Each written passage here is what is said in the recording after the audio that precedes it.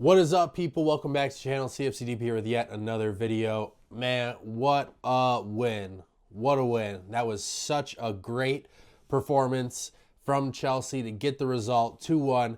There was definitely some moments that Chelsea probably should have taken this lead to 2 goals in the first half after scoring right away. And in the second half, they had a really good spell after scoring their second goal where they could have taken to another one. But it doesn't matter. They got it done. 3 points, an absolutely huge win. And this is before the Arsenal-Liverpool game. So as it sits right now, Chelsea are in 4th place ahead of Arsenal. Tottenham lose. Manchester United lose. Aston Villa draw yesterday. It was a very Brighton draw. It was a very, very good weekend for Chelsea. And we'll get into the full match review in a few minutes here. But first, I got to let you know about our sponsor of CFCDP, Cy Phillips Talks Chelsea. Simon does a great job in his community getting the right content for every Chelsea fan. Video, audio, podcast, written, there's everything a Chelsea fan could want in one single place. So go ahead and subscribe. There's a link in the description. Hit that. You can get subscribed today. Back to the game. Man, it was a very nervy game, right? You know, you were just kind of waiting for Chelsea to have that moment that we've seen over the last few seasons where they just seemingly just mentally lapse for a second and they give up a late goal to tie it. And they were given plenty of opportunities for that moment, but fair play to them and fair play to Reece James, who was criticized about his leadership in a vocal and in a playing capacity, but he showed it today. He showed it because he was there when the team needed him most with 3 crucial goal line clearances that really helped solidify this lead for Chelsea and to get it over the line. So really impressed with the mental stamina and the fortitude to get it taken care of at the end of the game, because I think that is, if you watched any of my videos last season, that was one of the big growth things that I needed to see from this team in order to say, okay,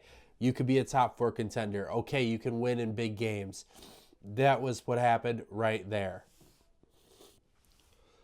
Looking at how the game kind of flowed and progressed, you know, Chelsea were very good from the beginning. They were creating lots of chances, making some very dynamic passes and runs. The first goal that was disallowed from Palmer was just fractionally offside, but it was Palmer playing off of the shoulder and finding his way and just unleashing a shot to the bottom left foot, short side corner and scoring.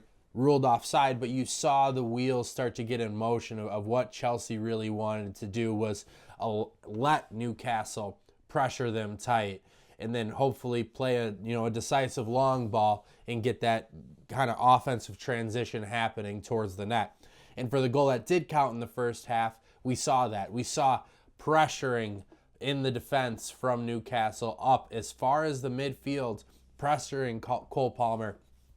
And Cole does what he does best. I mean, what a beautiful, sensational pass to Pedro Neto, who is the right choice in that instance to start. Because if that's Jadon Sancho, that is not a goal. Neto uses his pace to get around the outside defender and just finishes it with Jackson, gets a pass into Jackson, and he finishes it. So Jackson, 10 goals, 4 assists in his last 14 matches. He has been in red-hot form, kind of silencing that we need a striker crowd out there. So as Jackson is playing well, we're really happy to see him continue in that role, and it kind of mitigates another need potentially for us in one of these upcoming transfer windows.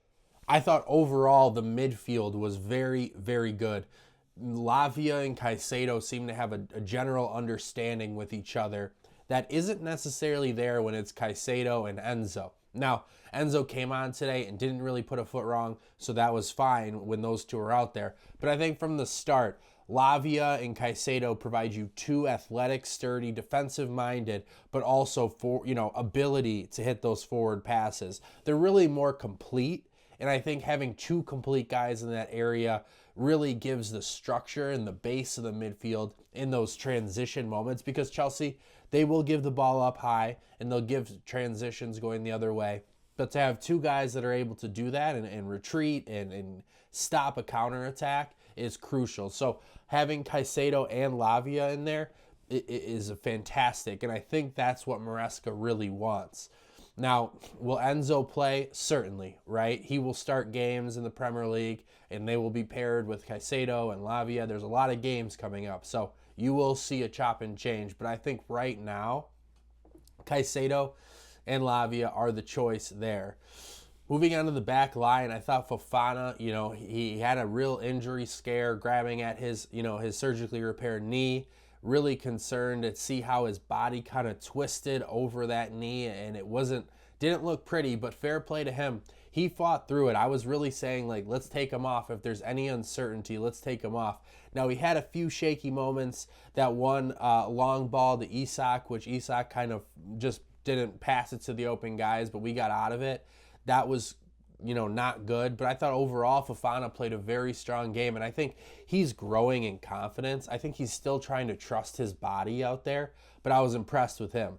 Levi, I don't even have to say anything about Levi anymore, which is the best thing to say about a defender, because you just know that he's going to go out there and do his job. Reece James, as I mentioned in the beginning, was just an excellent guy out there for the goal line clearances, was very calm on that left side, actually. Really tried to use his long passing range to spray the ball around over there. Another thing, though, is Gusto was playing right back and was kind of getting into that advanced 10 role. He wasn't even really inverting. He was almost just like joining into the attack and also having to cover his defensive responsibilities. Now, I love Malo Gusto. He is a guy that can do that. But in terms of the offensive chances that he's going to get, the scoring chances, I'm not entirely sure that he is good enough with, technically to do that. Because he probably had 3 or 4 chances where if it was like Reece James there, or if it was like another offensive player there, maybe you wouldn't, maybe this score isn't 2-1, maybe it's 3-1. But nevertheless, he does have the stamina and the ability to kind of work from offense to attack. So it does add an extra person in attack to cause defenses problems. But he also has the strength to get back and cover his right side.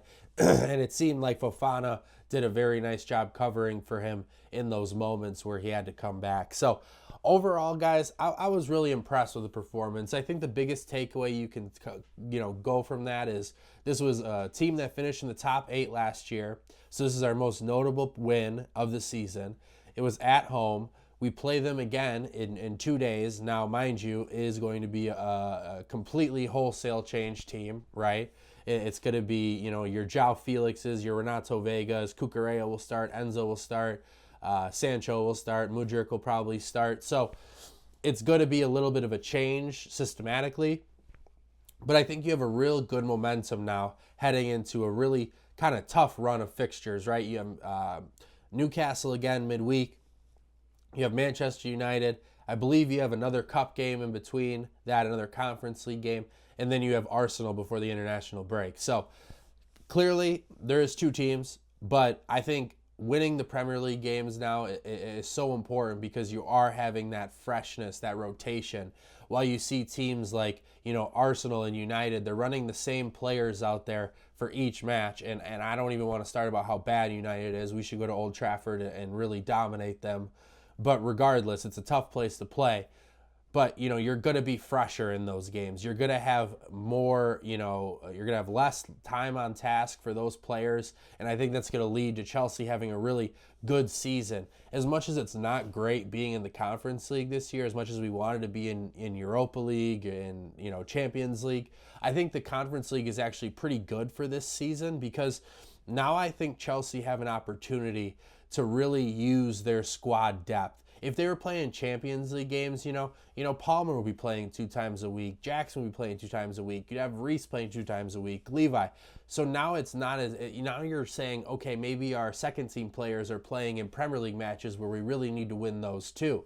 So now you're dropping points in the Premier League. You're really straining your team. Now, I think we have confidence in all of our players to play in any match, but you really want your best players playing in every match, and the Premier League and the Champions League are both important. So if Chelsea are to qualify for one of those upper competitions next season, the Europa League or the Champions League, they're going to have to address that. But I think as of right now, it's a real benefit for Chelsea that they can put out this second team, second team, even though it's great players still, and dominate the Conference League and winning cup matches, but still have the ability to go into Premier League matches with your prime players and get out there and do a good performance. So overall, guys, very happy, excited for this run, and I want to thank you for tuning in to the video. Go ahead, hit the link in the description for Cy Phillips Talks Chelsea. Thank you to them as always. Like, subscribe, comment, let me know what you guys thought about the match, and we will talk to you next time. Thank you.